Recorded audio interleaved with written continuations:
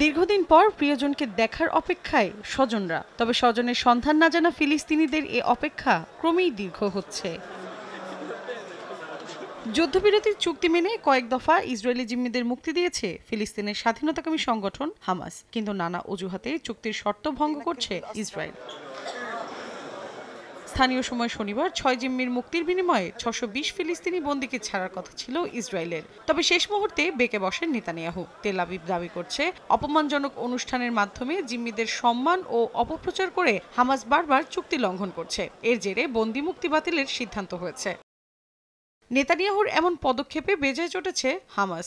আল জাজিরাকে দেয়া সাক্ষাৎকারে সংগঠনটির রাজনৈতিক শাখার জ্যেষ্ঠ সদস্য বাসেম নাইম বলেছেন, চুক্তি নস্যাৎ করতে ইসরায়েলি প্রধানমন্ত্রী নোংরা খেলায় মেতেছেন, যেটির মাধ্যমে নতুন করে যুদ্ধে ফিরে যাওয়ার বার্তা দেয়া হচ্ছে। যুদ্ধবিরতির দ্বিতীয় ধাপের আলোচনাতেও যুক্ত হচ্ছে না তেল আবিব। আন্তর্জাতিক গণমাধ্যমগুলো জানিয়েছে, আগামী ১ মার্চ চুক্তির প্রথম পর্যায়ের মেয়াদ শেষ হবে।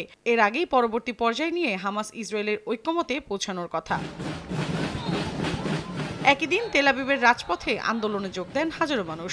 এ সময় দ্রুত বাকি জিম্মিদের ফিরিয়ে আনার দাবি জানান তারা। বিশেষজ্ঞদের ধারণা, বেঁচে থাকা জিম্মিদের ফিরিয়ে আনার পর আবারও অবরুদ্ধ উপত্যকাটিতে আগ্রাসন শুরু করতে পারে দখলদাররা। মৌসুমীর সাথী, সময় সংবাদ।